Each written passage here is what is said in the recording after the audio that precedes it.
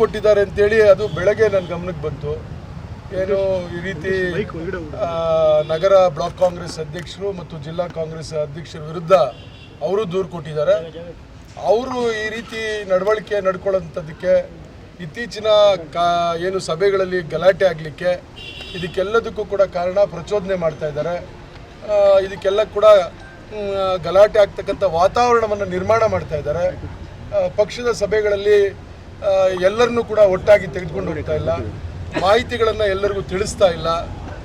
ಇಂಥವೆಲ್ಲ ಕೇಳಿದಾಗ ನಮ್ಮ ಮೇಲೇ ಗಲಾಟೆಗೆ ಬರ್ತಾರೆ, ದಾಳಿ ಮಾಡ್ತಾರೆ. ಏನಾದರೂ ಕೇಳಿದ್ರೆ ನಮಗೆ ಮೇಲ್ಮಟ್ಟದಲ್ಲಿ ಹಿರಿಯರ ಸಹಕಾರ ಇದೆ, ನಾವು ಮಾಡೋದೇ ಹಿಂಗೆ, ನಾವು ಹಿಂಗೆ ನಡ್ಕೊಂಡ್ಬರ್ತಾ ಇದ್ದೀವಿ ಅಂತ ದೂರು ಕೊಟ್ಟಿದ್ದಾರೆ ಅಂತ ಗೊತ್ತಾಗಿದೆ. ಅದರಲ್ಲಿ KH ಮುನಿಯಪ್ಪನವರು ಹೆಸರನ್ನು ಕೂಡ ಸೇರಿಸಿದ್ದಾರೆ ಅಂತ ಕೂಡ ಗಮನಕ್ಕೆ ಬಂದಿದೆ. ಇದು ಆಗಬಾರ್ದಾಗಿತ್ತು. ಇದು ಭಾಳ ಕೆಟ್ಟ ಬೆಳವಣಿಗೆ.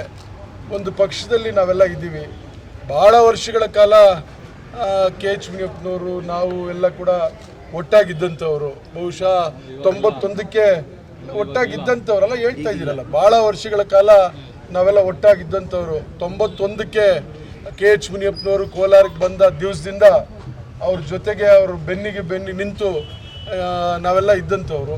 ಪಾಪ ಇತ್ತೀಚೆಗೆ ಕೆಲವರೆಲ್ಲ ಬಂದಿದ್ದಾರೆ, ಅವರು ಈಗ ಈ ರೀತಿ ಎಲ್ಲ ನಡ್ಕೊಳ್ತಾ ಇದ್ದಾರೆ.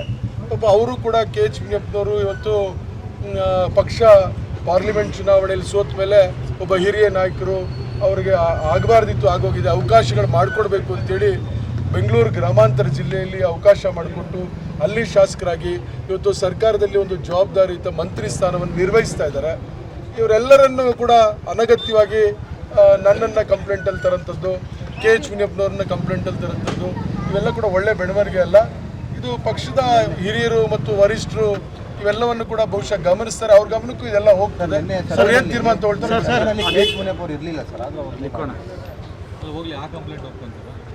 ಈಗ ನಾನು ಸಭೆಯಲ್ಲಿ ಇದ್ದೆ ಅಂದಿದ್ದ ಮಾತ್ರಕ್ಕೆ ನನ್ನ ಕುಮ್ಮಕ್ಕಿದೆ ಅಂತಲ್ಲ, ಅಥವಾ ಇನ್ಯಾರೋ ಸಭೆಯಲ್ಲಿ ಇರಲಿಲ್ಲ ಅಂತೇಳಿ ಅವರ ಕುಮ್ಮಕ್ಕಿದೆ ಇಲ್ಲ ಅಂತಲ್ಲ. ಇಲ್ಲಿ ಗಲಾಟೆ ಆಗಿದೆ, ಆ ಪ್ರಕರಣಕ್ಕೆ ಸಂಬಂಧಪಟ್ಟಂಗೆ ಅಷ್ಟಕ್ಕೆ ಸೀಮಿತವಾಗಿ ನಾವು ಕೂಡ ಮಾತನಾಡಬೇಕು. ಆಮೇಲೆ ಇದು ಪೊಲೀಸ್ ಸ್ಟೇಷನ್ಗೆ ಹೋಗಿರೋದೇ ತಪ್ಪು. ಒಂದು ಪಕ್ಷದ ಆಂತರಿಕ ವಿಚಾರ, ಅಭಿಪ್ರಾಯ ಭೇದಗಳಂತ ಆದಂಥ ಸಂದರ್ಭದಲ್ಲಿ ಸುಮಾರು ನಾವು ಭಾಳ ವರ್ಷಗಳ ನೋಡಿದ್ದೀವಿ. ಈ ಥರ ಗಲಾಟೆಗಳು ಬೇಕಾದಷ್ಟು ಆಗಿದೆ, ಕೋಲಾರದಲ್ಲೂ ಆಗಿದೆ, ಬೇರೆ ಬೇರೆ ಜಿಲ್ಲೆಗಳು ಆಗಿದೆ. ಅದು ಪಕ್ಷದ ವೇದಿಕೆಯಲ್ಲೇ ಕೂತು ಚರ್ಚೆಗಳು ಮಾಡ್ತಾರೆ, ಬಗೆಹರಿಸ್ಕೊಳ್ತಾರೆ. ಆದ್ರೆ ಇದನ್ನ ಪೊಲೀಸ್ ಸ್ಟೇಷನ್ವರೆಗೂ ತೆಗೆದುಕೊಂಡು ಹೋಗಿರೋಂಥದ್ದು ಎರಡೂ ಕಡೆಯವರು ತಪ್ಪೆ.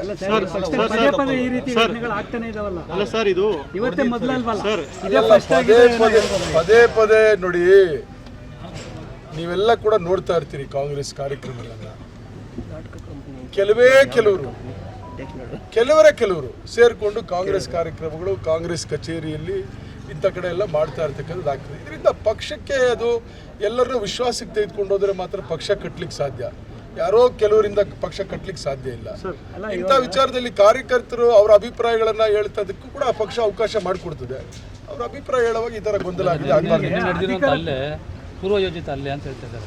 ಅಂದ್ರೆ ಗೊತ್ತಿಲ್ಲ, ಪ್ಲಾನ್ ಗೊತ್ತಿಲ್ಲ ನನಗೆ ಗೊತ್ತಿಲ್ಲ. ಯಾರು ಪೂರ್ವಯೋಜಿತ ಪ್ಲಾನ್ ಮಾಡಿದ್ದಾರೆ ಅಂತ ಆರೋಪ ಮಾಡ್ತಾ ಇದ್ದಾರೆ, ಅವರನ್ನ ಕೇಳಬೇಕು. ಯಾವಾಗ ಸೇರಿದ್ರು, ಎಲ್ಲಿ ಸೇರಿದ್ರು, ಯಾವಾಗ ಪ್ಲಾನ್ ಮಾಡಿದ್ರು, ಅದಕ್ಕೆ ನಿಮ್ಮ ಹತ್ರ ಏನು ಆಧಾರ ಇದೆ ಎಲ್ಲ ಕೇಳಿ ನೀವು.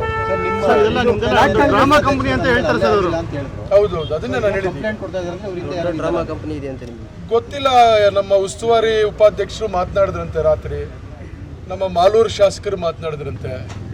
ಗುರುಗಳೇ, ನಾನು ಏನು ಮಾಡಲಿ, ನನಗೆ ಭಾಳ ಪ್ರೆಷರ್ ಇದೆ, ನಾನು ಭಾಳ ಒತ್ತಡದಲ್ಲಿ ಸಿಕ್ಕಾಕ್ಕೊಂಡು ಇವತ್ತು ಇದನ್ನೆಲ್ಲ ಮಾಡಬೇಕಾಗಿದೆ, ದಯವಿಟ್ಟು ನನ್ನನ್ನು ಕ್ಷಮಿಸಿ ಅಂತ ಹೇಳಿದ್ರಂತೆ. ನನಗೆ ಗೊತ್ತಿಲ್ಲ.